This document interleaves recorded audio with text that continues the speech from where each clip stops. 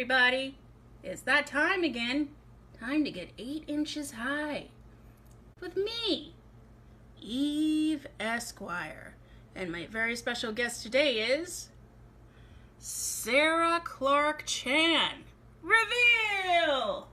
Hey Sarah, thanks for coming over. Thanks for having me. Yeah, we're practically neighbors up here in Diane Canyon. That's what I call this area. Why do you call it that? One, because I always wanted to do a podcast from a glamorous cannon. I'll never be able to afford Benedict or Coldwater or any of those other special cannons. But Diane Canyon. And also she's a good actress. Yeah, and it sounds like a Hollywood place. Right? Yeah. So Hollywood. It's a little more glamorous than saying, I live in NoHo. Yeah, actually today I met someone who I work with who lives, like, around the corner from me. Oh, man. And, yeah, we're just having small talk or whatever, and I was like, oh, you live in the Valley, where do you live? North Hollywood. And then we had to get really specific, because North Hollywood is huge and, like, doesn't describe a cohesive feeling, an aesthetic, a geographical place. And we have very, very specific places here. Like, I met a guy who lived around the corner from me, and asked him, where do you go for brunch? Got very aggressive. He's like, steampunk. I'm like, Harvest Moon, bitch. I like both. Yeah? I do too. Different moods, different things. Although I did, on that day that I was pulling out of a parking spot and I saw you, I had gone into Harvest Moon and I was going to get something to eat, and I feel like there was something on the menu that seemed insanely expensive to an extent that made me angry, and I walked out. Like, also the line was long and I wasn't that hungry. Yeah. But I was like, $7 for a croissant! Oh, man. Then I, like, decided I wasn't hungry for a croissant. That's what, they had, like, a beef stew bowl there. Mm-hmm. Like, when we did a read-through of my play, Door Kid, showing at the Pack Theater, July 10th at 8 p.m. Please come see it. Sarah's husband, Robert Clarke-Chan, is in it. I was about to say, featuring. Seriously, featuring. He's amazing for this part. I'm so excited for people to see I am really excited, and I don't know if I'll be able to go because we all have to juggle baby stuff. Oh, don't worry. It's being taped. Oh, good. Because I really want to see this, and I like that it's a play.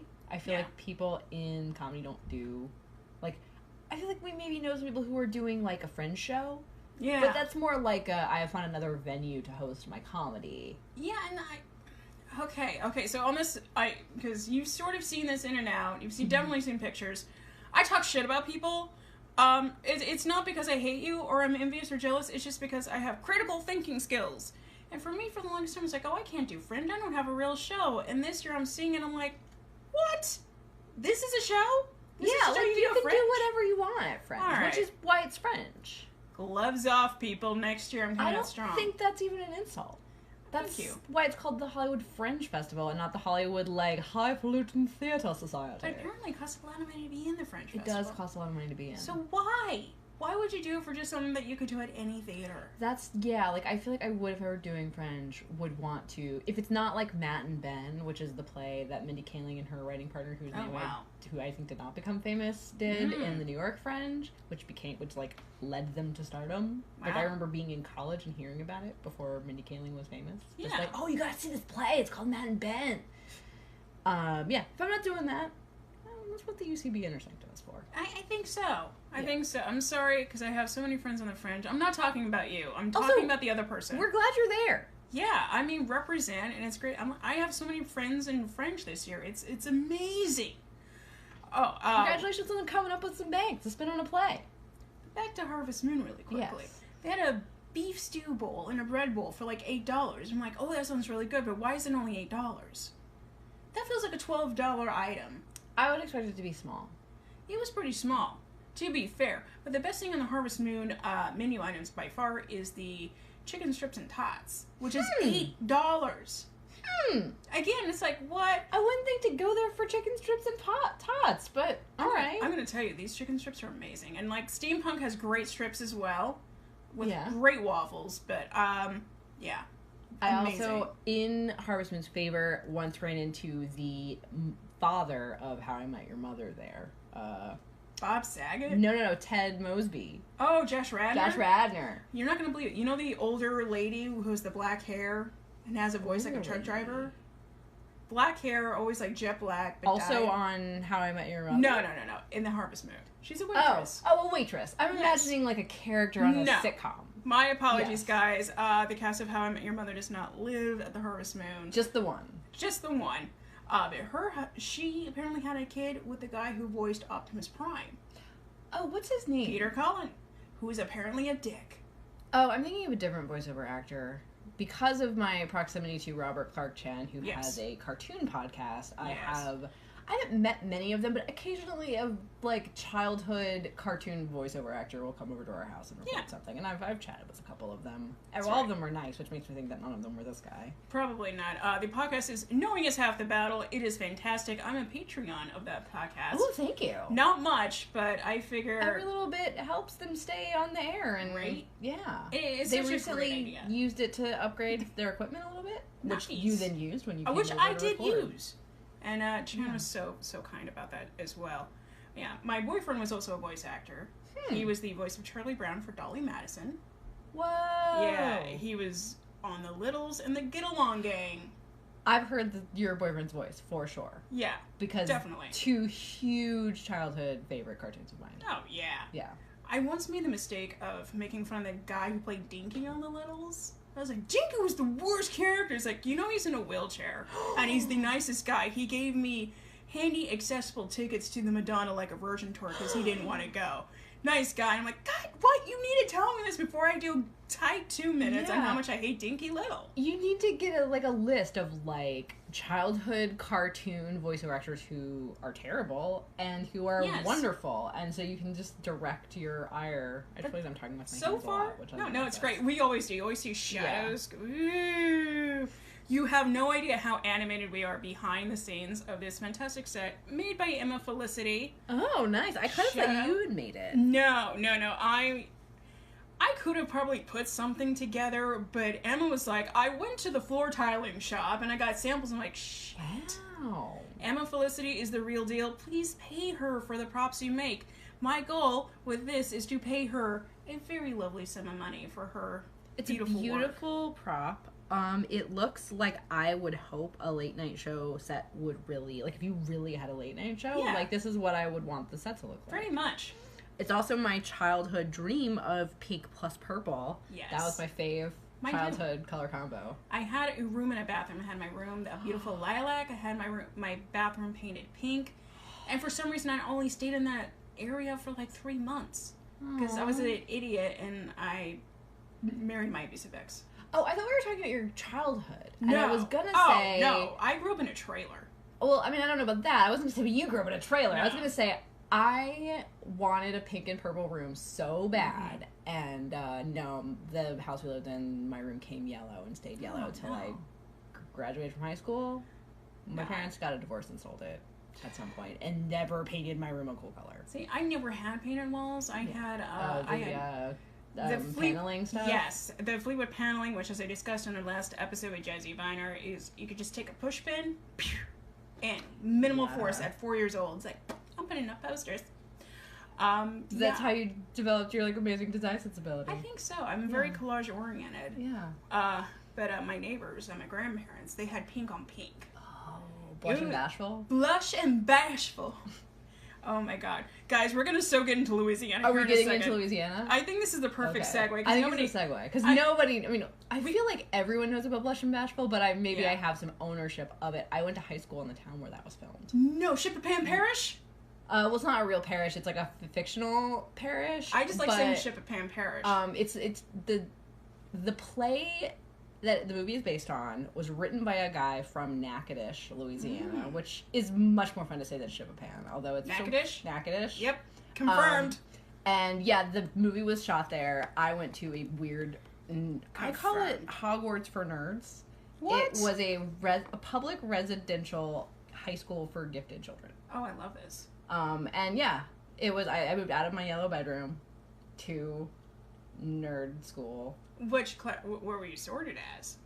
I was what's called an arts focus. Nice. So we didn't have I don't know how that would map to Hogwarts houses. Also, there were 2 dorms, one for girls, one for boys. So if you go with the traditional at Hogwarts you're sorted and that's where you live. I'm House Cato. Ooh. If you go into what kind of student you are, arts. That's really, it's my hometown is on a grid. Mm-hmm. We have a few major streets like American Legion Boulevard, I don't know if you could tell already that we're near an Air Force base. I was actually going to say, wow, that's really Midwestern. It's really like white people came here and named everything something real matter of fact and requiring very little imagination. Oh, you have no idea. My hometown is named Mountain Home because you can see mountains from our home. Literally, that is the explanation on many a website. It's not even like, they must have been... No, it really is just like, yep, there are mountains. Yeah. My hometown is called Homa, which I guess is nice because it has the word home in it. Right. But it's like how some French people wrote down the name of the local Native Americans. All right. You know. Yeah. I used to know what it meant in, like, Choctaw or something. I don't remember. People. We live here, it's fine. Yeah. All right. So we're talking about Louisiana. I kind of teased this earlier on a post I made. But, hey, X-Men lovers, guess what? Gambit and Rogue got married, which I just found out about from Eve. What the fuck? Like, I haven't read, as I told Sarah earlier, since, like, the Chuck Austen run, when, Warren discovered that he owned a whorehouse and didn't know about it. And I'm like, Warren's kind of a playboy angel. He would know. He would be like, oh yeah, that. In what world do you own anything and not know about it? Well, I mean, granted, Warren's kind of like a multi-millionaire. Rich, I guess, but like, I feel like even like Steve Jobs, like, nope, he's dead. Who was I actually trying to say? Warren Buffett? Warren Buffett, yeah. Warren Buffett, like, probably knows what he owns. Yeah, but Warren Buffett is a guy who eats McDonald's every morning. Warren's made some questionable choices in the years. True. And Warren's a playboy. I feel like if Warren's like, you know you own a whorehouse dedicated to mutant clientele, I'd be like, which one? Right. North or south? Wait, so is it a whorehouse for mutants to patronize, or is it a whorehouse where the ladies all have mutant powers? Where the ladies all have mutant powers, and it's called the X Ranch. I hope that they all have mutant powers that are not sexy at all. I think that was kind of some of the deal. Yeah. All I know is that my favorite character, Iceman, went undercover there before he came out as gay. And this was his super cool undercover name. Yeah, what was it? Drake Roberts. I mean, that's a great name. It's a great name. If I was a spy, I would be very tempted by it. But his real name is Robert Drake. Oh, I didn't know that about Iceman. Never mind. Yeah, I was thinking that it was like, my real name is Milton Sternberg, but my spy name is... Milton Sternberg, that is now Iceman's name forever. Yeah, right. That's a great name. So, in the issue, just so we get it clear, number 1, Kitty Pryde and Colossus are supposed to get married. We're all doing... So I read X-Men in high school, middle school, junior high school. I like to style myself a fan of X-Men. I very quickly don't know who characters are. Yeah. Like, wait, Colossus? Is that who you said? That's the Russian guy. Metal. Oh, yeah. Yeah, and it's issue 30, which is a repeat of the Scott and Jean issue where they got married in the original run of X-Men. And there's a great scene where, because, like, apparently the teenage versions of the original X-Men are there now because of time travel and Hank. Yeah. And they were talking, like, so we got married over there, apparently, in the future? Yeah, this is weird. Yeah. This is very weird. And there's a part where, like, I guess real Jean's back again. She's arguing with teen Jean, and Rachel Summers is there going like, God, let there something happen right now. Is teen Jean like, you're not my mom, and she real Jean's like, yeah, I know I'm you. Go talk to your real daughter over there. Ooh. Yeah. Teen Jean's feisty, and also saying teen Jean makes me very happy. But, okay, so we mentioned Gambit and Rogue got married. I was a huge fan of Gambit and Rogue. What was their wedding like? Basically, Kitty said no, phased through the ground, Piotr left, Gambit... Like bridesmaid dresses. No. Rogue took over the wedding. Kitty abandoned her wedding. I see. Because Gambit is a thief.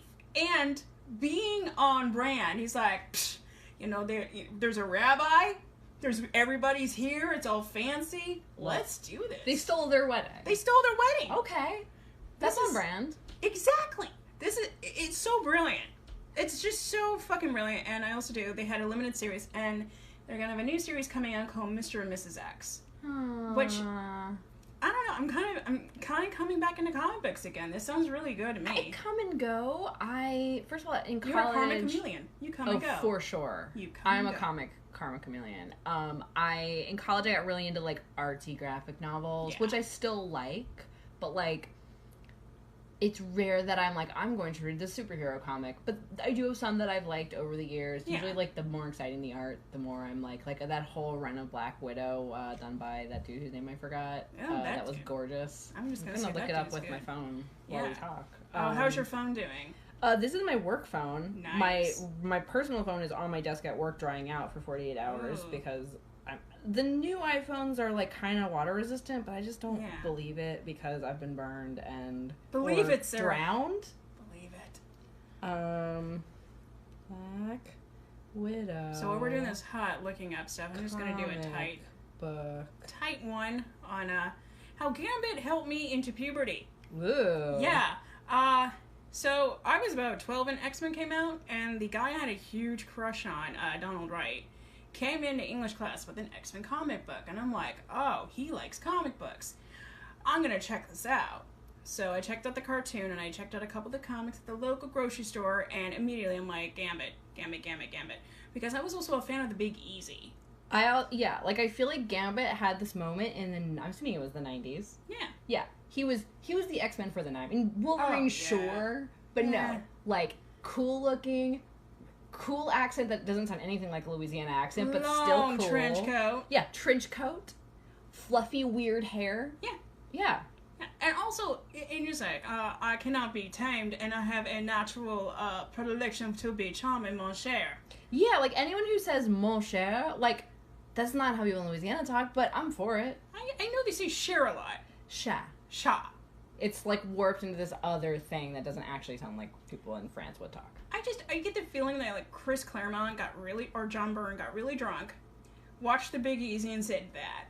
I'm gonna rank Dennis Quaid as a character. Yeah, basically. Because he's also named Remy, and I think his name is, like, Remy LaRoe or something on The Big Easy. It's, like, very close. That sounds fakely Remy LaRoe. Really. Wink, wink. But a damn fine movie. I don't care what anybody else says, because Ellen Barkin is a fairy princess to me. I've actually never seen this movie. I feel like I've seen a lot of movies. I was born in the New Orleans area. I grew up about an hour from there. I know that feeling. Whenever I describe where I'm from, like, I'm about half an hour from Boise. Have you ever seen Napoleon Dynamite? Yes. I mean, you probably have, because we're from, It's a documentary for me. Because, like, where they walk, there's no sidewalk, you just see cows, mountains in the distance again. You get to see the dunes. Yeah, it's like, I grew up there. This is accurate. I don't know why this is funny. But now I do, because I get irony now. Because you people of Los Angeles have taken me in and have taught me irony. The irony doesn't... It's like I can't find the person's name, which is really bothering me. This is horrifying. Nathan Edmondson's coming up, but he is the writer. All right. Stacy, I'm sorry. French does open up your show to new audiences. I'm very excited. The Color Collective is one that I want to go see if I have the time. Oh, yeah, no, I'm for all of these French shows. I actually think it's smart. Yeah, like, take Color Collective to the French. That's genius. That show is brilliant, though. Yeah. Everything Color Collective does is, like, A+. As I said, it's not your show I'm talking about, obviously. Ha ha ha. That sounded not too nervous. Yeah. I'll never be able to find the, this is really embarrassing. Like, why? I was really, like, a huge fan of this dude's art for a hot minute, and, I can't find it. This is disappointing. It's really disappointing. We will come up with an answer. I'll post it in the comments. I'm gonna have to. Unless someone remembers this, it was, like, 3 years ago. It's this guy's work. It's gorgeous. Oh, that is gorgeous. We're gonna do this. We're gonna do this. Yeah. We're gonna do this. This is like if real artists did Marvel comics, what it would be like. It's very cool. I wish if all comic books were that, I would still obsess. I would have read the Rogue and Gambit issue as illustrated by that dude. Yeah, that sounds dope. Yeah. Apparently they got a good artist though, so I'm okay with that. Even though there are series for the Mr. and Mrs. X is Terry Dodson, who I have some issues with. But at least Terry Dodson can make people look different. I'm a big Adam Hughes fan myself. So. Yeah. I think drawing people that look different from each other, for it. I'm shading you, Andy Kubert. Yeah, there's also that dude from I gotta apologize. Like, I've been at work since 9 o'clock this morning. Same. My brain is a little bit fried. I don't remember anyone's name. Same. I don't remember anything specific about the world at all. No, I am very tired. I am dead on my feet, and I have another show to do tomorrow. Oh. And then at least I schedule a vacation. But like, I've been burning out quite frequently lately. Yeah. I've had to cancel a few things. I'm not happy about that. But that sucks to hear. Yeah, so I don't remember the name of the comic book artist I'm going to make fun of right now, who draws everyone with like 11,000 abs. Liefeld? Yeah. Rob Liefeld. For sure. Yeah. These are things I remember. I could have been a lawyer, but I know who Rob Liefeld is. Mm-hmm. Awesome. This is also probably why I don't have a friend show. I feel really bad about saying that. No, seeing Stacey's comment. If you were a lawyer, you probably wouldn't have a friend show. If I were a lawyer, I wouldn't care. You might. No, I wouldn't. I'd be getting my nice massage right now. We're breaking down. Yeah, we are. I'm sorry, this turned into a very depressing cast about how tired we are. The other day, it's like, you dropped your phone in the toilet today. Actually, it was yesterday, but same. I fell down the other day putting on pants.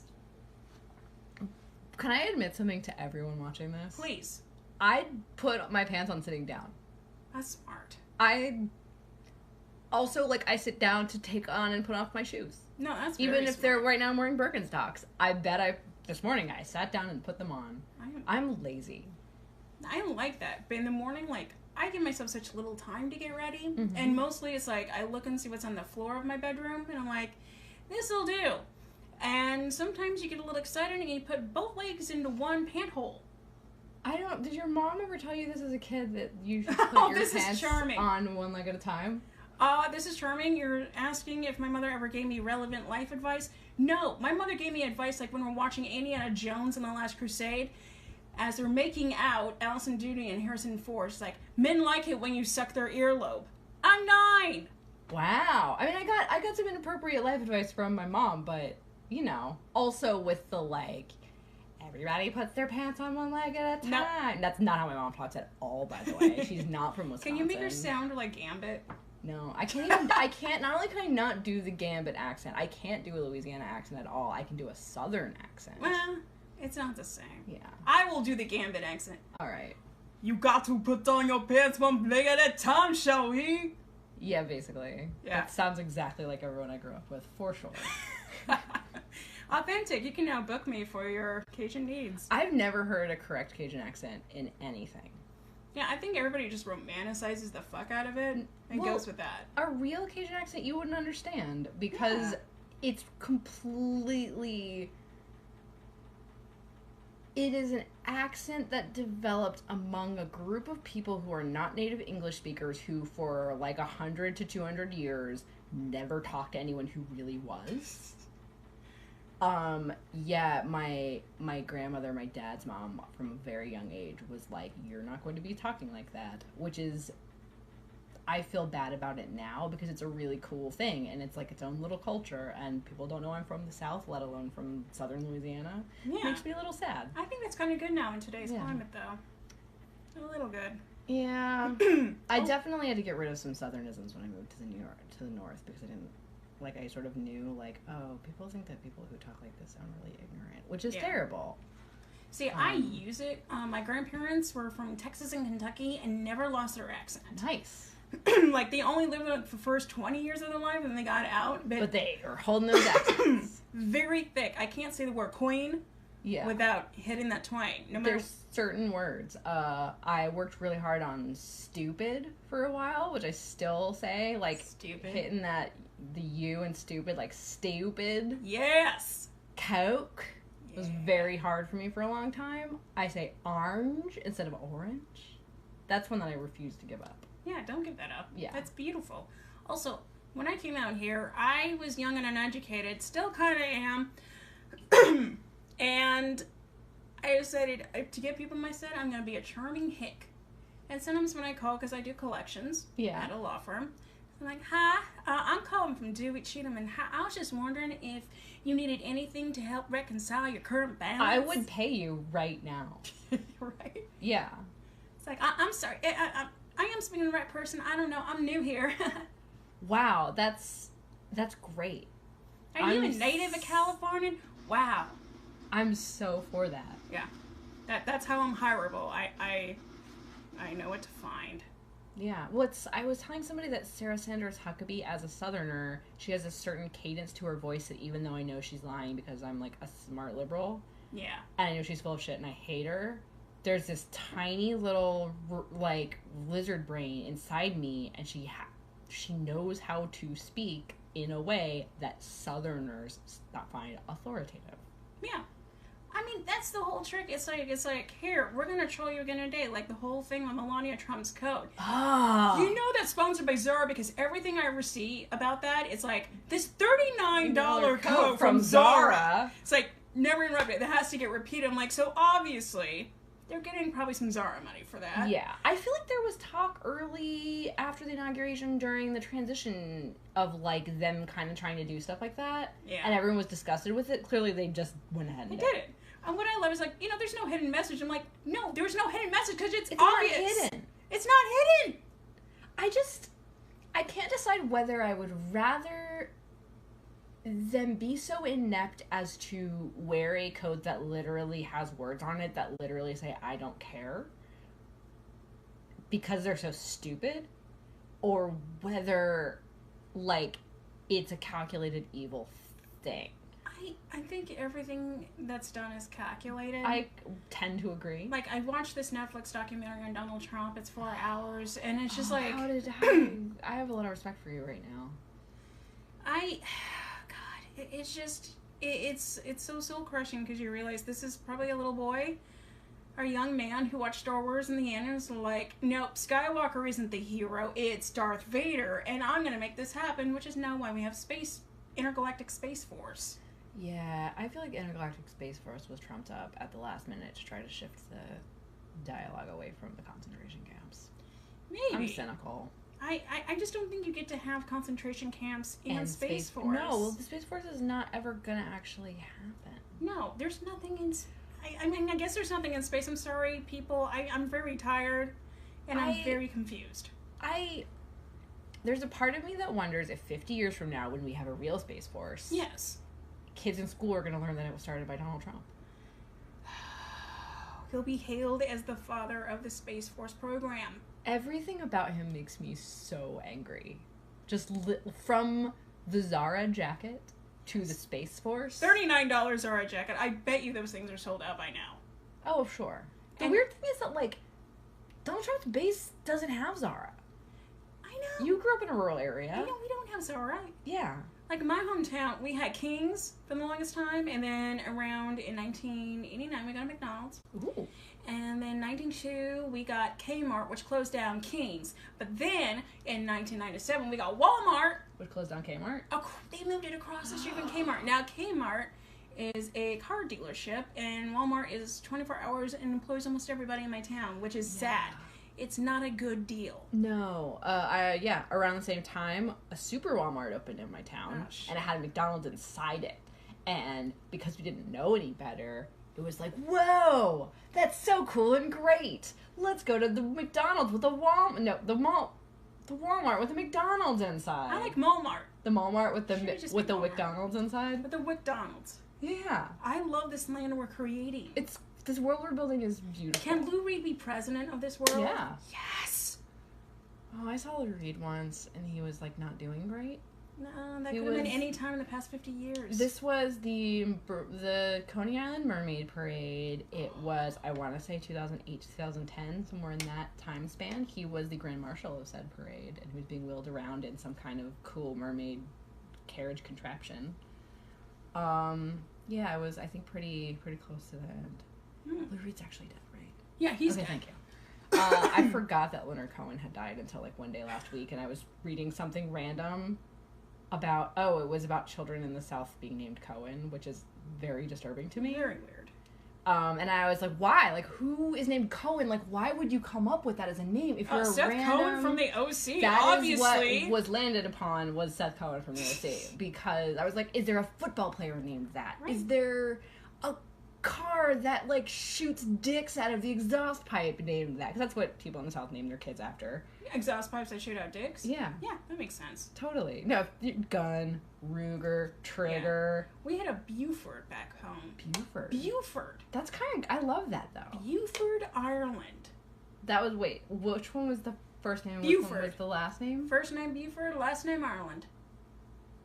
I kind of love that. It is, but he was a yokel. I miss that era of the rural name.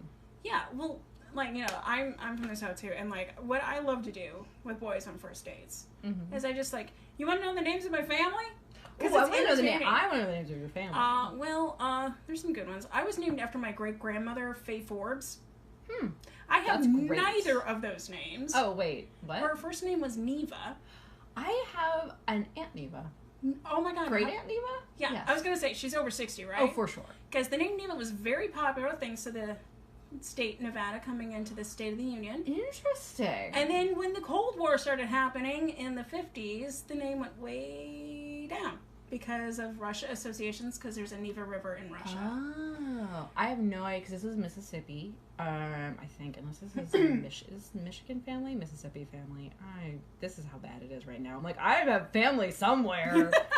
But yeah, I have a great Aunt Neva. She's got to be at least 75 by now. Makes sense. I also have a cousin, I think, named Opie. That's just, like, on birth certificate. Like, I've read some 1940 census records for my family, and Opie is on there as Opie, not as whatever Opie is the nickname for. No.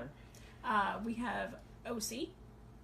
And we have OC. Also a tribute to Seth Cohen. Yeah, probably. The OC. Wait, is it OC, like, initials, or is it OC? OCIE. I think that's great. I think that's a great name to pass down. I know I have, like, a lot of Russells in my family, so there's a lot of Rusties in my family. Let's see, what else? The name that my family chose to pass down was Wilfred Clinton. I like that, too. It's great, right? It's like, you're never going to feel like, okay, you're going to be Wilfred 1, you're going to be Wilfred 2. Well, is one of them Willie and one of them is Freddie? No, my grandpa went by the name Hut. That's because our last name is Huddleston. Yeah. My uncle, I think he now goes by Wilfred, but he went by Clint for a long time. So it's like... That's great. Yeah, it's like, we have secret names in my family, and everybody's like, how many names do you have, Eve? And I'm like, oh, you don't know. So many names. I'm not even the winner, I think, in my family. Yeah. I just got the one. I do know my mom wanted to name me Natalie, but decided not to because she was afraid that people would call me Nat Nat. Ooh. That is a really definite premonition. I feel like we could have avoided that. Well, you see, my name is now basically slang for never. Never have I ever. Exactly. And the new trend now is like, I named my daughter Heaven, but I put it backwards. How do you say that? Is it Niava? It's Nevia? Neva. It's Neva. Oh, they say it Neva? They say it Neva because I was like, what? I have an interest in this now. And then I'm like, it's Heaven backwards. I added a lot of vowels to that in my mind. They may do Nevea. Nevea, Nevia, Niava. It's like, great. Your child is going to need definite therapy. It's so common now that I don't. So in naming a person, what I learned is that whatever name I think is awful is very popular. And all of those Niava, Niava, Neova, Nevea, Neva. Neva's great, by the way. It is a great name. Not in this category. No. All the Jadens and Maidens and Cadens and Bradens. Kalins with like... Yeah. His name is Kalen, and we spell it Ckallinj. Yes. It's like, what is it? All of those kids, that is this generation's, like, Jessica, Heather, Jennifer. Kevin, Jennifer. Michael. Why is Michael still a popular name? I know my boss's name is Michael, and he does not go by Mike, he just goes by straight up Michael. That's nice. Which is nice. I just do dream of a generation where people don't have to be named Michael anymore. Yeah, we were not really looking at that for our kid for, I think, those reasons. But yeah. Well, of course, Chan is Robert Clarke-Chan. Yeah. But I've never heard him anywhere like, Robert? Yeah, he's got a whole... You should have him on the show and have him... Oh, I will. Because he's got, like, a long history of different nicknames he's gone by over the years. We will get into that. Yeah. But yeah, all of us who grew up in the 70s, 80s, 90s are like, oh, there's some kid out there named, whatever stupid shit. Yeah. That is when that kid goes on job interviews and hands their resume, no one's gonna throw their resume away because it has Cohen on it. No. He's gonna be like, Cohen P. It's like, yeah, Cohen P. Come over here with Cohen K. Yeah. I think you guys are gonna be besties. Maverick is gonna be your accountant. Yeah. Oh my god. I'm picturing Tom Cruise from Top Gun being my accountant. Yeah. It's like, feel the need for audit. Yeah, but it's gonna be like some bald dude who's like, yeah, not Tom Cruise. Yeah. But again, the Maverick for me is like the corner gas station. Yeah. It's my favorite gas station back home. They have really good froyo. Yeah. Yeah, but that's why I like names like Buford and Wilfred, because like they're just fucking honest. You swear on this, right? What? I swear on this. Okay, cool. You can swear. Yeah. Just no copyrighted material, excluding our dolls, I guess. Yeah, I love those names. I love what you named your son. I think if anybody can talk about naming things on this show, it's gonna be Sarah, because Egon is like the perfect name. I, yesterday, for the first time in the 7 to 8 months that my kid has been alive, met someone who understood it. It's the name of a painter, right? It's the name of the painter. Egon Schiele is also the name of a Ghostbuster. Right. And the IT woman, was going around at work doing IT things, and she sat by my desk. We were having a conversation. We talked about our kids. And she was like, oh, what's your baby's name? And I said, Egon. And for the first time in his whole life, she didn't say, oh, Aiden? She didn't say, oh, Ian? She didn't say, what country is that from? Oh, Jesus. She said, oh, Egon, that's a great name. Because she's a nerd. Yes, because I get the feeling in the comedy community, everyone's like, yeah, Egon, why don't you name your kid Egon? Harold Raymond is the best. Yeah. It's just a weird old cool name. Well, you see, this is many reasons why I did the Neva to Eve changeover was because this was my life experience. Yeah. What's your name? Neva? Nora? Neva? Norma? People really want to hear what they expected you to... Yeah. Yeah. I got Norma so many times, or like Ava or whatever, so I'm like, you know what, at Starbucks I was like, it's Eve. It's just fucking Eve. And also, I always knew when my name was coming up in roll, like in like classes or anything, because like, you know, they go down the alphabet, and then like, and... Really? But it's Neva. I'm so rural that my name is exotic. Yeah. And like, we live on top of Nevada, which is even weirder. And then there's like, Neva? I'm like, Neva. Okay, Neva. Next. Yeah. It just always. And then finally, I lived in the same hometown my entire life. People finally started cluing in, oh, that's Neva. Then Nev Campbell and Party of 5 into my life, so it was back to Nev. Oh, I'm so sorry. Neva. Yeah. My brother's name is Ian, and when we moved from Baton Rouge, where he was born, where I lived when I was really little, to Houma, which is more rural, everyone's like, oh, this is our baby, his name is Ian. And people like did not comprehend that as a thing that could be a name. They pronounced his name Anne. They pronounced his name In.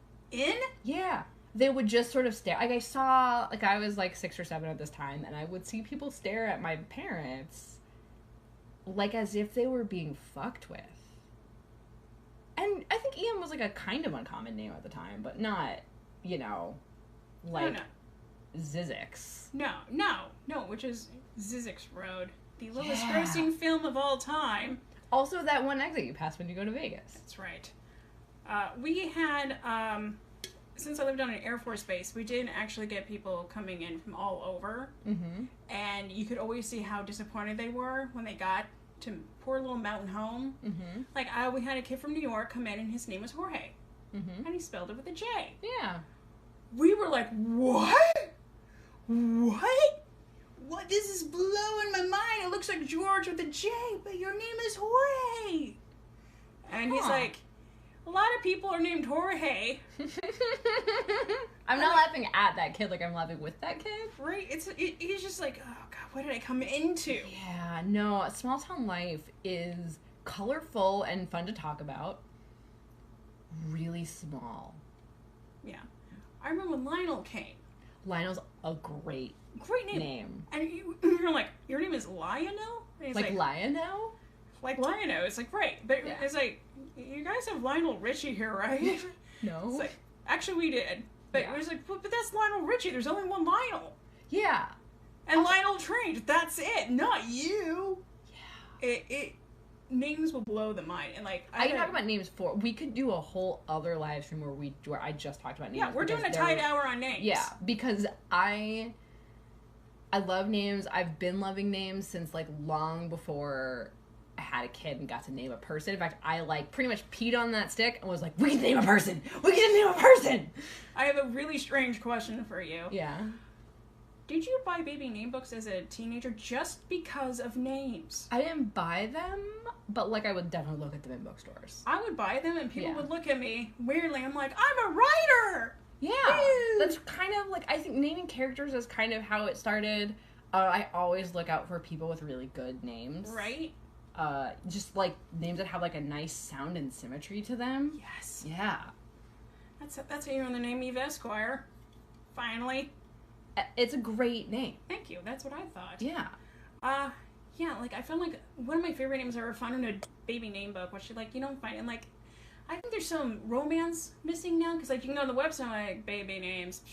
I have 3 or 4, like, naming websites that I really love, though. Yeah. A Baby Name Wizard, which has that cool, Yes. It's got that, like, metric thing, and you can see the rise and fall of names over time. But I'm going to go home and I'm going to run Neva through that thing for sure. Run Neva and Heaven backwards. Yes. Heaven backwards, That's like, what I would I've name my looked kid. at. I would name my kid Heaven backwards. Like, Heaven backwards Esquire. That's right. The thing is for backwards. I think so. It would just be spelled Neva, but I'm like, Yeah. Heaven backwards? Maybe one day you'll be Heaven forwards. Yeah, like, I found this great name, Dorcas. I've been in love with that name ever since. It's like a Scandinavian name. Yeah. I've liked, Dorcas. Dagmar for a long time. Yes. Yeah. Oh, man. Yeah. I just want to, like, I want to write, I have no desire to actually be a novelist. I probably will never write a novel. I would like to write one of those sweeping 800-page, multi-generational sagas. Yes. Just to name everyone. Right? And, like, find out their lineage, and he would, like, well, she would name her after her aunt because they would have this special relationship, but she would hate her aunt. She would change her name after she did this. Speaking of which, I have an aunt, Earlene, also a great aunt, who was named after her father, Earl. Yes. Yeah. No, That's when awesome. my teenage version of buying baby name books was, like, I would, like, take out a big drawing pad and I would, like, draw a bunch of, like, sort of head and shoulders portraits of cool people. And then I would give them, like, names and lineages and families and, like, posses and cliques. And, Okay, I gotta ask, what was your favorite name you've ever given to a character? I don't know because I've been awake too long.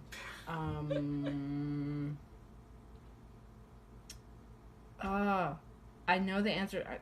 This feels like a pop quiz. This is a pop quiz. I'm sorry. Yeah. I'll think about it and I'll, like, text you tomorrow. Yeah, that'll be great. We'll reveal the answer on the next podcast. I'll start it off with that. Yeah. With our next guest, Ree Bryce, and hopefully Stacey Remaker, unless I lost her with the Fringe Fest. Fringe thing. We approve of the Fringe. Fringe is good. To be clear, to go back to the whole topic of the Fringe, I think Fringe is great. Yes. I think it's an important thing for Los Angeles as a city that makes culture. Absolutely. I think there should be more theater here. Yeah. Well, there's like to be fair, there's tons of theater. It's just everybody's like, come see my show at a theater. Everybody's like, oh. No, I mean with like an RE theater. Like there should be more theater here. I Not agree. like I'm an actor and in between doing commercials, I come see my show at this thing. Well, I guess. Okay, I need to explain. Hang on. Let me take a moment. Stand up. Yeah, I need to explain myself. No glasses are needed for this. Okay, let's stand. Okay, so I'm gonna like give you my full thank undivided you. attention. Thank you. Once upon a time, I was friends with this guy Peter, and Peter was doing sound or music for Eliza Schneider, who for a time was all the female voices on South Park.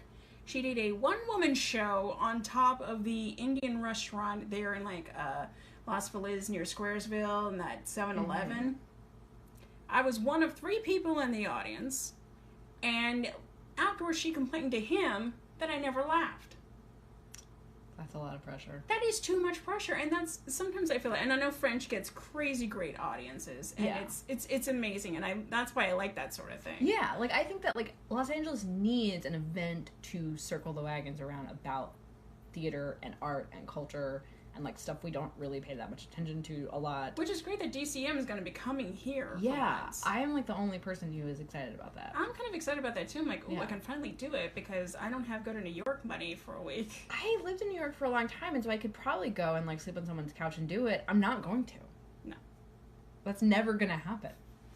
I feel like I'm old now, like my futon and sleeping on floors and couches, that's over. I'll do it if I need to, but if I don't need to, I'm definitely not going to do it to do improv in a city but I live here and we have improv here. Yeah, and I would really love to see a place that loves improv. Like, you always hear about Chicago, it's like, woo, it's improv! What's the deal with Chicago, and is it because it's cold there and there's nothing else to do? I think so. Why do people...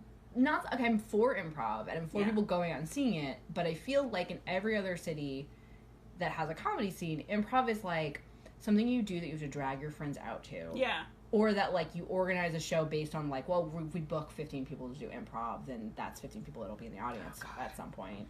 Yeah, I always say that the most common thing heard in West Coast improv is, I think my roommate's coming tonight. Yeah. And that's a big deal. But my understanding is that in Chicago, it's a thing people do on purpose.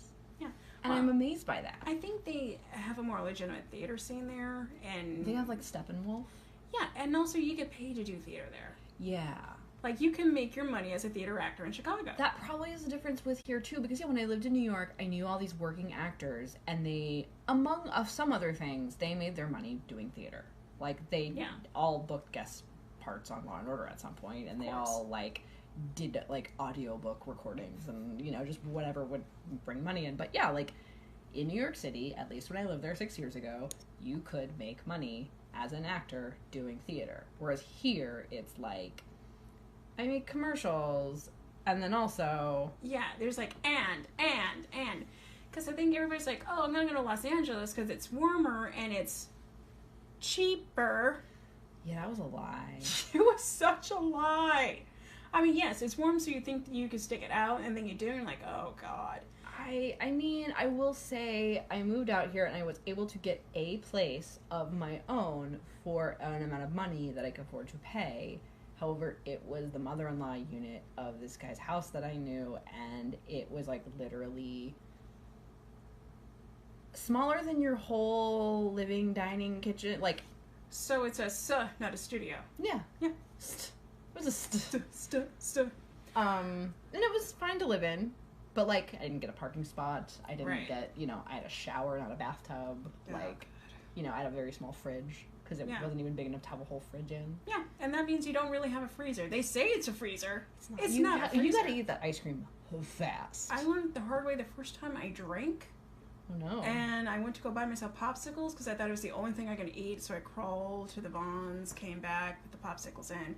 Came back, no popsicles, and those popsicles cost me $2 in 1999 money, which was a fortune to me. That was, like, that could be the only thing you bought of groceries that wasn't, like, noodles or, My meals were basically chips and salsa. Yeah.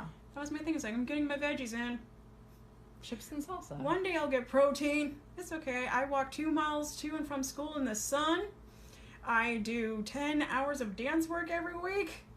I'm gonna survive. Definitely are enough. No, when I lived in New York, I used to work retail and eat bagels for lunch. Yeah. Because nothing bad ever happened. No, 1, you're young. 2, you're probably not making a lot of food money. That's why I would have a bagel for lunch every day, because it was $1.95, which seemed like a completely reasonable amount of money to spend on lunch. In New York, apparently this is good, because I was talking with my boyfriend last night about how much an Egg McMuffin costs in New York. Oh, this was in 2000. So I'm sure that, like, a bagel now is probably $5 or something.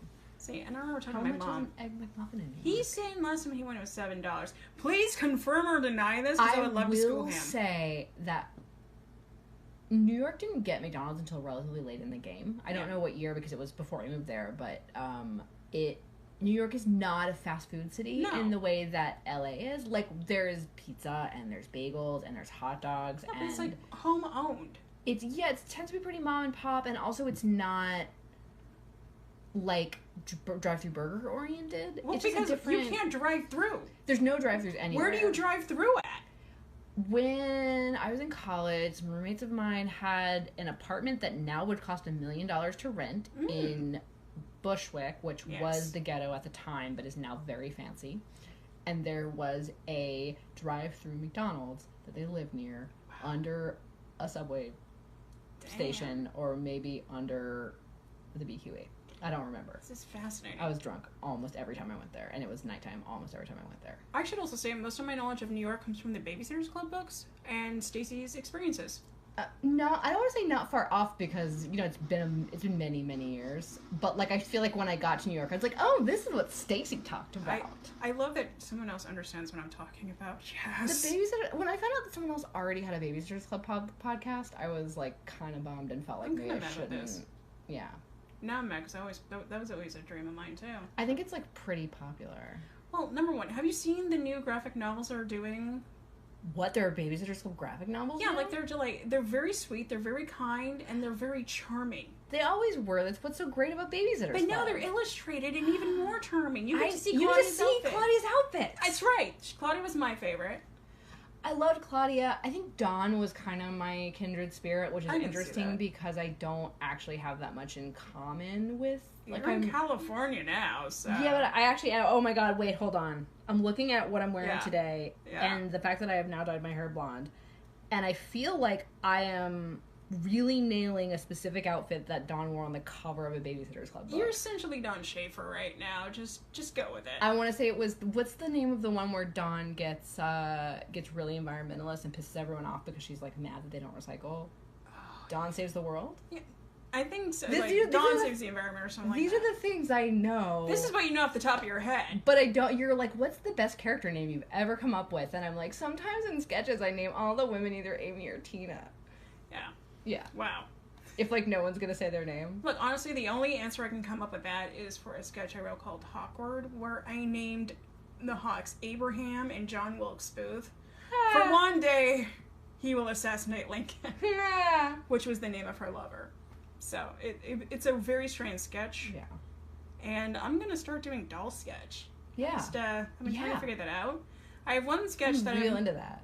I've gone into once, and we did it on stage, but my director wanted me to give a heartfelt speech because it dealt with rape. So I don't know that I would... I mean, you do you. I don't know that I would start my doll sketches with rape. But... No. Okay, to be fair, it wasn't a doll sketch first. We did it on stage at I.O. in the Black Box. And it was very funny, very poignant, and I felt like I stuck to the great facts because it was right around the time of Brock Turner. Yeah. And then my director's like, you need to put a speech in here about earnestness. And I'm like, no, that's not the point. This is supposed to be like a fake children's show because we're going to need these in the future to explain to them that rape is not okay from an early age. Yeah, okay, I'm on board. I'm back. I'm with you. But I don't think me stepping out and saying, well, I want to say something. I don't think that helps my cause. Yeah. But I did it anyway, and I did not get a single laugh in that sketch until the very end where we mentioned Wishbone. I've been trying to write a Wishbone sketch for more than a year, possibly 2 years. Well, we're going to have a competition because I know a couple other people have been like, I've been wanting to do that. I watched an episode of Wishbone, like, with Writer Duet open on my computer, ready to, I was like, I'm going to, like, find my what little mapping thing I'm going to do here, and we're going to do this. And I just didn't find a way in. Yeah, that show is genius. It's hard because a lot of, when you watch it now, a lot of what sticks out about it is, like, 90s nostalgia.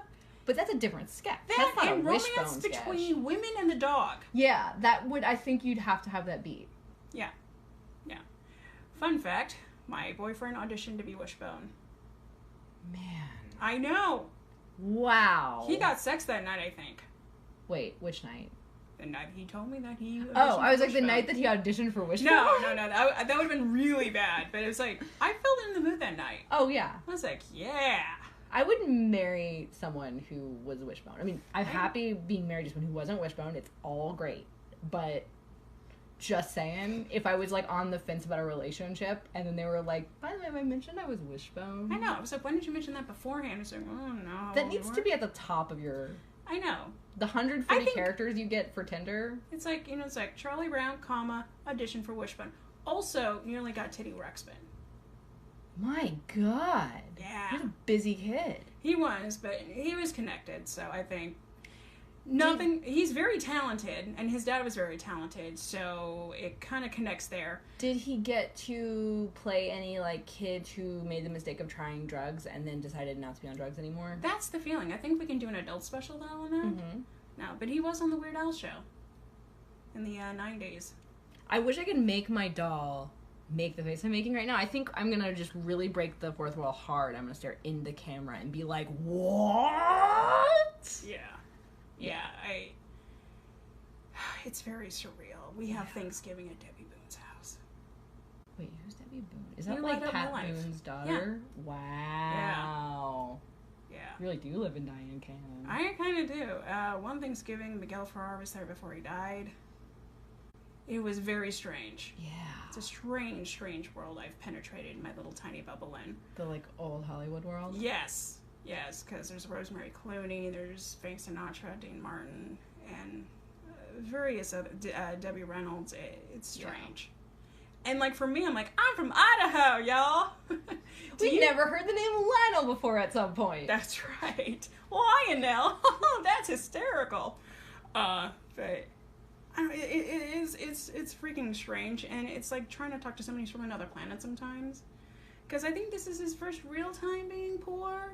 And I see this from living here, and our apartment's charming, but there's a lot of things wrong with it. It's a certain kind of charming, and my apartment has all the same things wrong with it, but isn't charming. Yeah.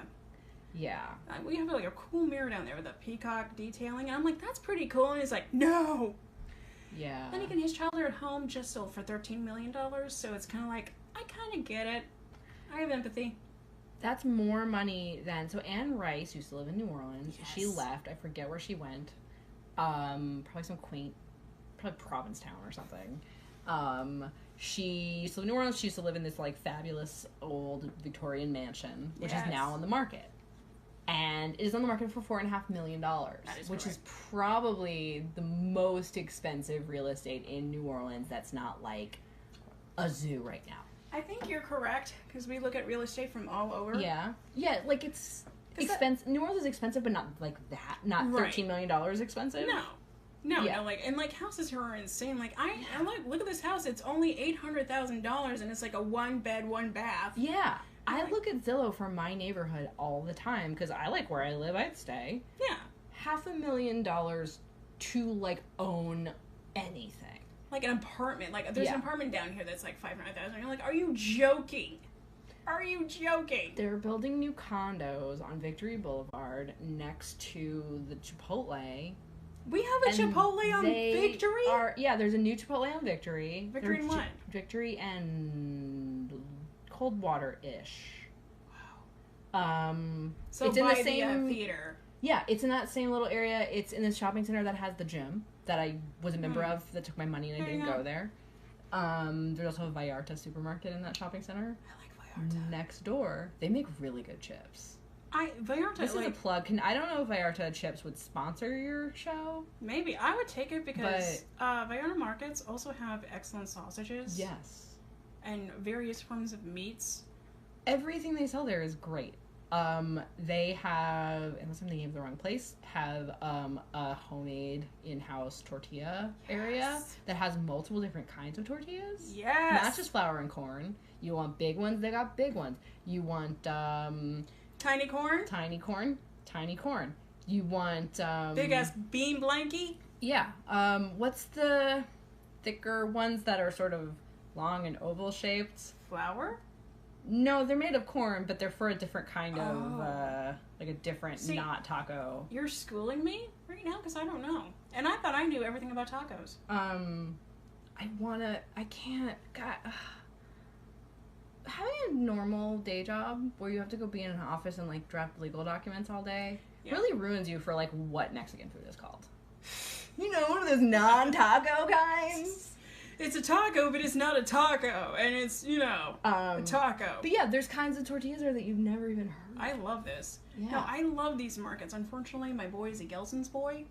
Oh, no. I love Gelson's. I really love it, but, like, when you're trying to be on a budget... They don't even have sales there. okay, I've scammed Gelson's into giving me, like, all these free coupons. Okay. So I figured out how to do that.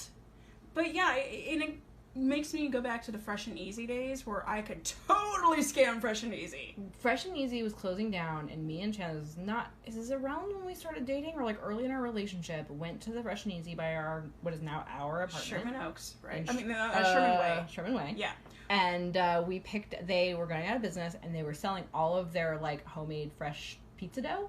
Oh, they had wow. like a whole area of pizza dough. So we bought, and they were all on sale because they were closing down. So they were like 19 cents per thing of pizza dough. So we cleaned them out for like $1.50. And then we threw a pizza party at our house. We told everyone they had to bring their own toppings. That sounds awesome. It was so much fun. It is the best party I've ever thrown. And it cost us $1.50. And we might have bought some beer. We might have bought ourselves some toppings. I don't remember. But, like, we spent under $10 for sure on the entire thing. I could buy weeks of groceries for, like, about $25 and, like, down from $75 because, like, I was like, okay, I can find the deal. This was my video game. It's like, I can find the deal. I want to get into couponing, but I just keep not doing it. I can't coupon. I think I'm okay with my little phone games now. I think I'm over it. What was I going to say? Oh, if you want a treat, go back to the Fresh and Easy. Because it's like Fresh and Royal. Yeah, they all Royal Fresh. Each empty Fresh and Easy all over Los Angeles has been bought out by a different mom and pop or like otherwise small family business supermarket that has come up with a name similar to Fresh and Easy, all different from each other, and a green and white logo. It's thrown me. I went to visit my friend Liz, who's also in Dorkid, who now that I've kind of bashed the French, no one's going to come to. I dug this grave. But we were going to plug all the great French shows that we know our friends are in. So hopefully the few people who watch this will... I think that, like, first of all the people that we know, or that I know at least, I assume that you probably know these same people. Yeah. All their friends, like, the Color Collective show, great idea. Yes. Genius, brilliant. Up North. Oh, yeah, with Don Watursky. I love Don Watursky. Which I thought was his real name for, like, a very long time. I addressed him as Don the last time. I'm like, oh, damn it, it's Jay Cornelay. Because, like, we had a conversation about RuPaul's Drag Race. Yeah. I don't really know him IRL, but, like, Watursky is just real enough. Yes. Yeah. No, that guy is gold, and he's a total gentleman, and I'm really mad that I can't see any of those shows, because, like, that was the one that was like, if I have to see one Fringe, it's going to be Don Watursky, followed by Color Collective, as you mentioned, and Drunk Bible Stories. See, Erica, I really want to see that as someone who grew up in the Bible Belt. I'm not dissing you. That's great. Who doesn't want to see you, Meredith, and Megan get drunk and spin a wheel? It's a great idea.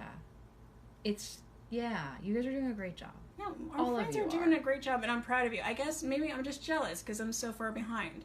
Yeah, that's a lot of it.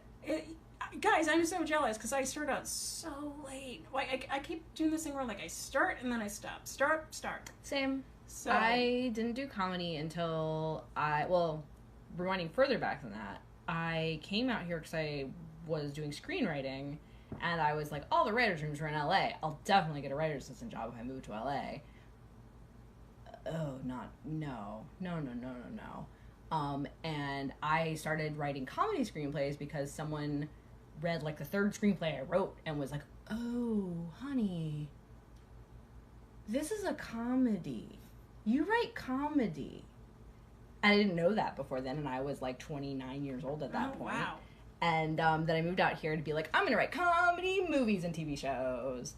And I refuse to do any LA comedy community stuff because I didn't not believe in it, but I was just like, I don't need to do that. I just need to, like, write spec scripts and get fellowships. Oh, shit. I haven't even done that. All this other... I never Guys, did. I don't have my shit together. And I didn't get any fellowships. My scripts weren't good.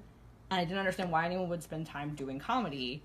And then, like, Chan, who I'd met through other people, had to, like, take me aside and be like, this is what you do here. This is how you meet people to do stuff and teach you to be a better writer, and how you get, like, scripts that are good enough to get you a fellowship, and how you, like, get management, and how you, like, find out how to get writing jobs, and, like, you have to do this. And I didn't believe him, and we had an actual argument about it. And he got me sketch classes at UCB for Christmas. Aww. And now I'm in comedy. Check and you I out. was 33 when I took Sketch 101 at UCB. No, don't worry about it. I was here for 5 years trying to figure it out. Yeah. And I'm like, oh yeah, you should go to Groundlings. Because like Well, I mean, at that you time, could. no, at that time it was like UCB had just opened out up, here. and it was by invitation only. Oh. IO was around, but even then, IO was IO. I mean, I'm on a team that used to be at IO until IO stopped existing, and I don't want to say I'm an apologist for IO, but it was like a good place to get to go do comedy and not worry too much about it. Yeah, I agree. Yeah. I basically, after like I had to quit my team at the PAC, Dumb Shit Mountain, because of personal reasons. My husband at the time was an asshole, and I chose him over my hopes and dreams, which never do that. Don't do that. No. Oh, yeah, I skipped all the parts of the story where I, like, quit my hopes and dreams for a person, or someone told me I wasn't good and I believed them. Right. Or, like, I thought that I needed to get a grown-up job, so I quit everything, and, like, yeah. Yeah. Yeah, I kind of always did the day job. I fell into legal work, because I know how to anticipate needs. Yeah. Yeah, so, like, I did that, and then when I left my ex, Hunter Altman was like, you need to go sketch yourself, start getting back in, and he really believed in me, and then Joey Clift was like, you need to do Sunday Sketch Pool, let me pull Blake Hogue over here and introduce you to. No? It's like the last good thing he did. Woo, yay, woo, yay, woo, yay. Pretty no, much. bad. Ugh. I was part of the last sketch pool he did. Yeah, so that was interesting, but it got me enough so that when they did... After Blake, they rebranded the whole thing and gave it to someone else, and I did it, and yeah, that's how I got it. Oh my god, we're like two ships passing in the night. Right? Yeah. So yeah, I did the DCT team, and then I learned a lot of things. Yeah. And I was like, and one of the things I learned was like, I need to get back to the PAC. Yeah. But I thought I was kicked out. Aww. And I may be again for talking shit about French. Oh fuck. PAC is great. Fringe is No. great. Everything is great. I mean, the thing about the PAC is that people there are seriously talented. I mean, not just like at writing or doing whatever, but being personalities and being present on stage. Everybody has really bonkers, crazy, stupid, awesome ideas. Yes. And they execute them. Yeah. And no one is afraid to, like, one thing that I've noticed about myself and about some other people that I've worked with, all of whom I love and who are darlings and delightful, is like coming up with this bonkers idea and then like never... I'm doing it right now. I wrote this really funny music video, song, sketch thing about clowns. Yes. And it's really good. I'm really ready to shoot it. And am I shooting it right now? No. It's just sitting there waiting for someone else to put out their video about clowns. Right. And then I'll be like, well, I never made mine. And Everyone at the PAC is just like, I came up with a song about pumpkin titties, which was Katie Molinaro. Yes. And then I made it. Yeah. Yeah. It's like, I thought it, I made it, now I'm moving on. It's not important whether it makes any sense. It's No. not important whether it's the best thing I've ever done. It's not important, although pumpkin tits is great. It is great. Yeah. It's like, I had an idea, I made it, I did it. Thumbs up on pumpkin tits. Yeah. That's what I love about the PAC. Everyone's just fucking putting it out there. Yeah, that's one of the things that I experienced with my team, which was Dumb Shit Mountain. Like, the amount of everybody yesing everybody's ideas. Like, I made a video, I made a Skeletor, I wrote a Skeletor sketch, then I wanted to do as a video. I probably would not have been able to get that made had Nick Gligor not done the best fucking Skeletor this side of Alan Oppenheimer. Yes. And it got through and it got uncracked. And it was just because everybody was excited. We recorded the audio in somebody's car. And like, we're like, yeah, this is what it's about. Make it. Just make it. And it looked great. It got accepted. I think I was the first person there to get a video on Cracked. Which doesn't mean anything anymore because Cracked... Is Cracked dead now? I think Cracked's gone downhill. I don't know where Cracked is. I only read Cracked articles at work when I have downtime and I shouldn't be on social media. Right. So I'm like, 5 things you didn't know about the space program. And it turned out they were all Nazis or something. Like, those are the ones I read. 5 things. Nazi, Nazi, Nazi, Nazi. Yeah. Not a Nazi. For instance, I learned that Ace of Base, maybe Nazis. Yes.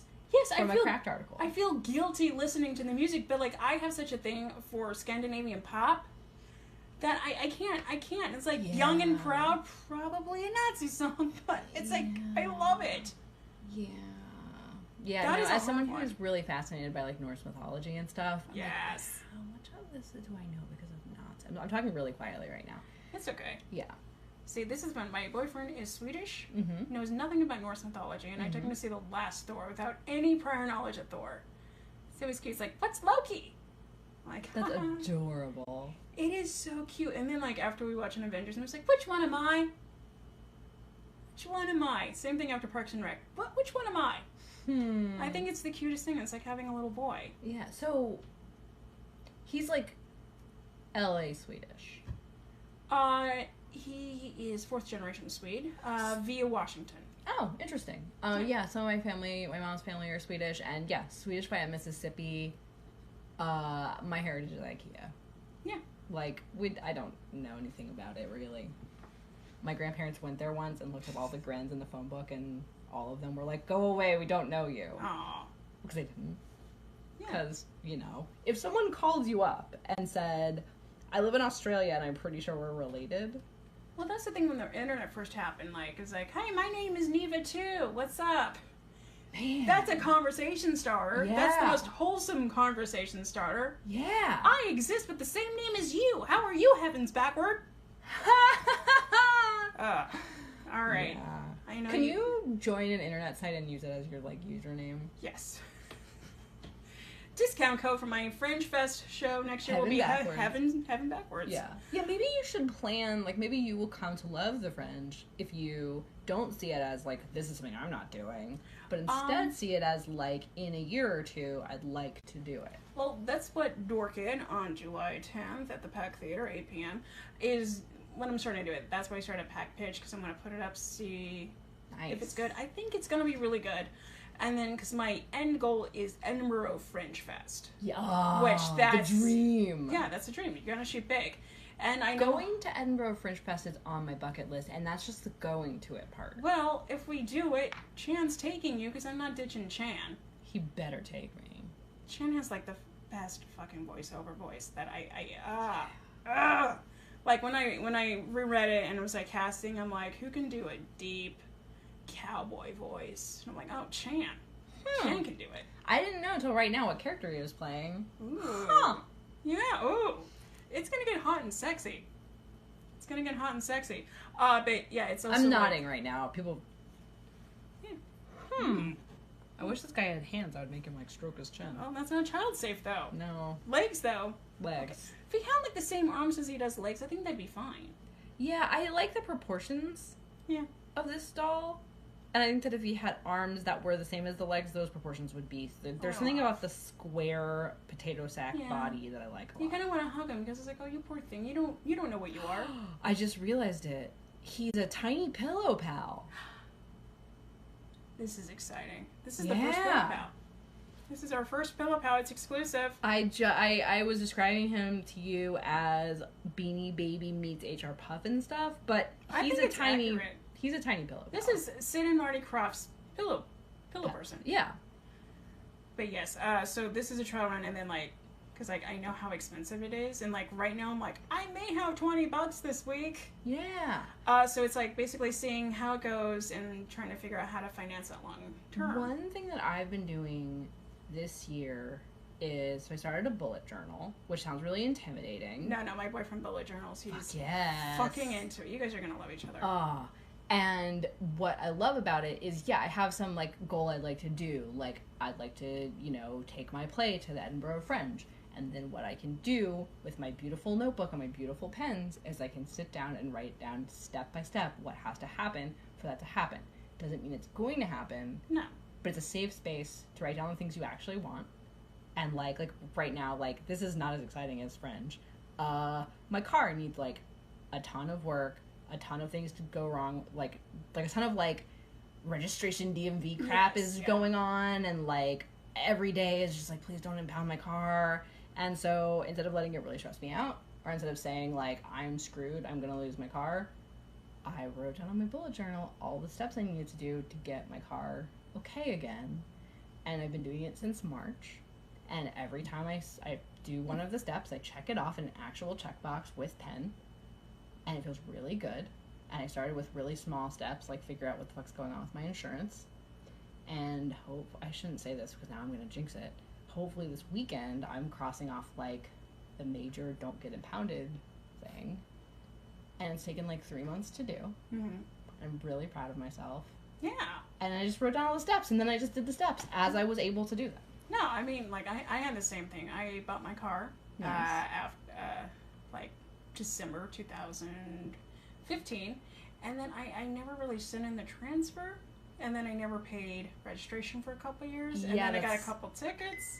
This is exactly, it's very similar to the story. I don't want to go super into it, because what if a cop is listening to this, and they're waiting outside to take my car away right now? No cops are listening to this, and they don't know what you look like, and they don't know what your car looks like. That's true. Except for when they watch this on YouTube, when I have a picture at the very beginning of who you look like. And no, I was there sweating it. One thing I do recommend, AAA. Get AAA. I owe AAA $100. No, that's a different bill. I owe AAA $66. It's in collections. Oh, then don't get AAA. I'm going on down to the crazy extortionist DMV services company. Jesus. Because even though it will cost some money, it will get done. You are a brave soul, Sara Clarke-Chan. Yeah, I have big dreams that involve continuing to commute to work every day.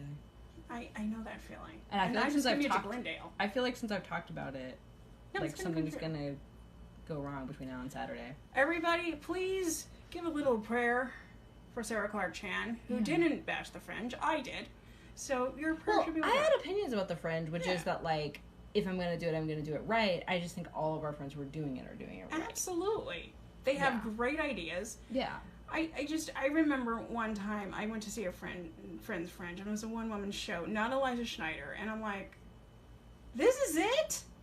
Really? I went to another friend's Fringe, Lost Moon Radio, and I don't know if you've ever seen or heard of them, but they have a live band. It's all like, oh, wow. It's like a live radio show that they've all written out. It's fucking fantastic. It still goes on. Is it like a little bit, nope, I'm real tired, don't know the names of anything, NPR show that Garrison Keillor does about old-timey radio? A little bit cool. It's from a guy who DJs in space. I like it. It's really great. It's like a lost broadcast. It's like liquid radio. I mean, liquid television, but for the radio. I like it. It's great. It has Lauren Flans, Dan Oster, Jen Burton. I can't believe I remember these names. One of the Ryan Harrisons, not the Pax Ryan Harrison, but the other Ryan Harrison. Solid cast, great, and they do live band karaoke after. Maybe they still do. I don't know. It's been a couple years. I feel like we might be spoiled by having access to stage time. I think so. Because when you see someone's one-person show and you're like, why are you doing this at the Fringe? Like you have a dream and this is what your dream is? That might be the only place they have to put up. They don't know about Spanx. They don't know about Pack Pitch. They don't know about, But I feel if you have enough to go to the Fringe, you have enough time to do some homework. I want to see people bringing their dreams to me. Yeah. That's the only thing I'm interested in. I'm like, show me what you want to see. Yeah. Show me your passion. And if your passion is like, hi, I have a crazy life. Let me introduce you to a few characters. Can I give some advice to all people who, everyone watching this right now totally knows this advice already because you're all way smarter than me and have been doing this longer than me. Nah. But just in case you're like, this is the first thing you've ever watched and you're thinking about becoming an entertainment industry person, never write anything about your own life unless something very important and unusual has happened to you. So that's Dork It, a semi-autobiographical story. But like, I assume that like you mind your experiences for something not, like, don't ever write something that's like, one plucky girl moves to Los Angeles and guess what? We're all plucky girls. There's a roach in her apartment. Like, like that's happened to literally all of us. Yeah, it's like, figure out what makes the lucky and you're plucky. Yeah. What makes you different, what makes you unusual, and that's kind of the thing that I follow in my writing. It's like, everything that I'm like, oh man, this makes me too weird. I'm like, nope, that's what you're writing. Yeah. What makes you too weird is everything I want to see. You have a really specific voice that works really well because you know exactly where your, what your little sweet spot is. Yeah. I don't mean to brag, but I've written fan fiction for over 20 years now, Sarah. Yeah. Yeah, What's I brag. your favorite, like, franchise of fan fiction to write? I started on X-Men, so that's kind of... Alright, so you're really on top of this whole road. No. Do not... Yeah. I'm like...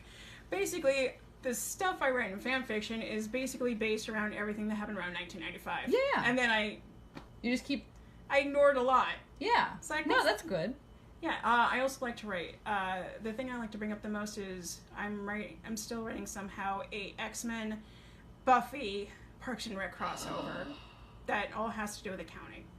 That's great. Yeah. Does the library get involved? The library? You know, like Parks and Rec, they have the library. Not yet, because right now they're all at Wolfram and Hart defeating a monster called Textuga. Okay. Who is a Cthulhian type monster. I like it.